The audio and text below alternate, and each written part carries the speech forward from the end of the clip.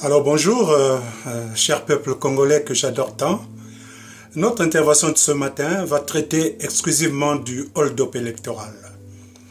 Alors vous savez très bien que ça soit triché, la commission technique électorale qui s'est employée à démontrer les choses de la manière la plus simple, n'est pas allé par quatre chemins, sinon de ressortir exactement le suffrage exprimé par les Congolais du nord au sud.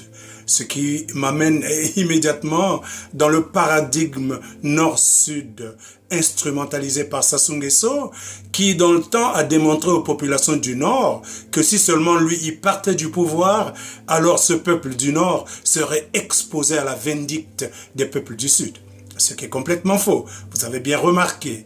Autant le général Jean Moukoko, pour ne citer que lui, qui seul est allé rechercher les suffrages du Nord, a été suivi de fait par les populations du Nord.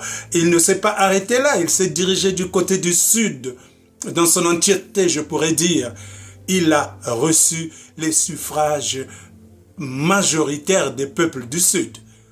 Autant dire encore par là que Sassou Nguesso, le fier menteur de toujours, la personne amorale, sans éthique, sans empathie, sans respect pour son peuple, a encore prouvé là sa capacité de mentir.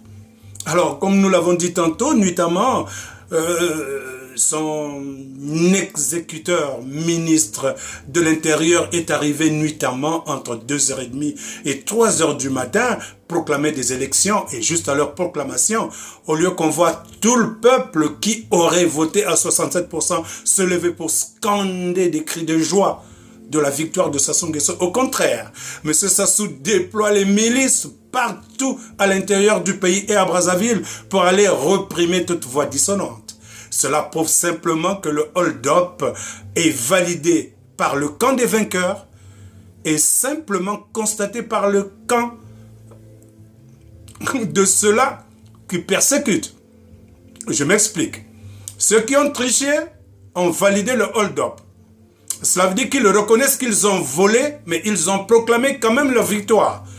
Mais par contre, ceux qui ont gagné et qui ont réellement gagné ont constaté également le hold-up, mais brillent par une attitude pédagogique qui consiste simplement à montrer aux populations nationales et internationales, aux organisations présupposément internationales qui devraient en ce moment donner des points de vue.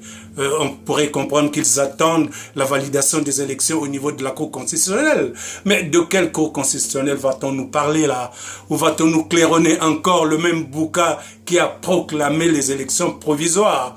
Et dans cette cour constitutionnelle, et toutes les personnes qui sont dans cette cour constitutionnelle, c'est des personnes inféodées, des personnes cooptées et nommées par Sassou. Comment voulez-vous que la main qui donne à des mendiants puisse être coupée au risque de faire crever les mendiants de faim? Alors voilà, nous allons limiter notre vidéo là pour dire au peuple congolais, demain c'est le 29 mars. Symboliquement, c'est la journée ville morte. C'est une grande expérience. Le même engouement que vous avez eu pour aller voter, c'est le même que vous allez avoir, mais en restant chez vous. Ne vous exposez pas aux balles assassines du criminel Sassou Nguesso. Restez à l'ombre de tout cela.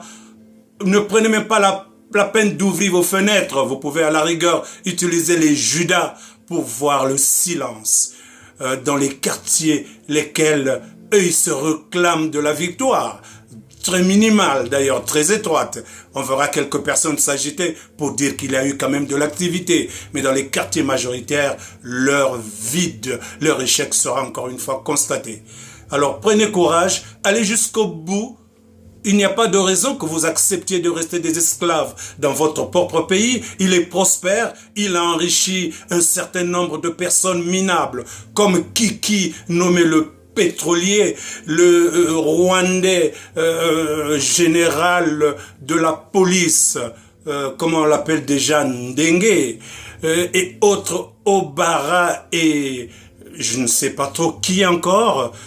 J'ai même pas envie de prononcer ces noms qui me donnent simplement l'envie de vomir tellement c'est nauséabond ce qu'ils sont en train de présenter comme attitude auprès d'un peuple qui est définitivement le détenteur de ses richesses, un peuple rempli de ressources, qui, par sa passivité, a permis à ces criminels de rester près de 40 années au pouvoir. Maintenant, ça suffit, il faut que ça s'arrête.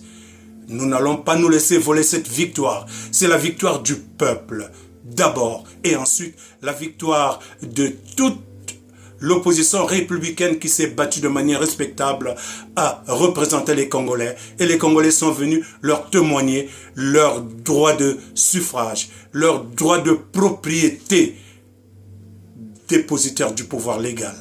Voilà, j'en ai terminé pour aujourd'hui. La prochaine fois, je prendrai mon petit contradicteur de tout le temps. Il viendra me poser des questions spécifiques, objectives, et nous y répondrons parce que la lutte ne s'arrêtera que lorsque cette bande de criminels sera boutée dehors. Merci pour votre attention. Je vous remercie.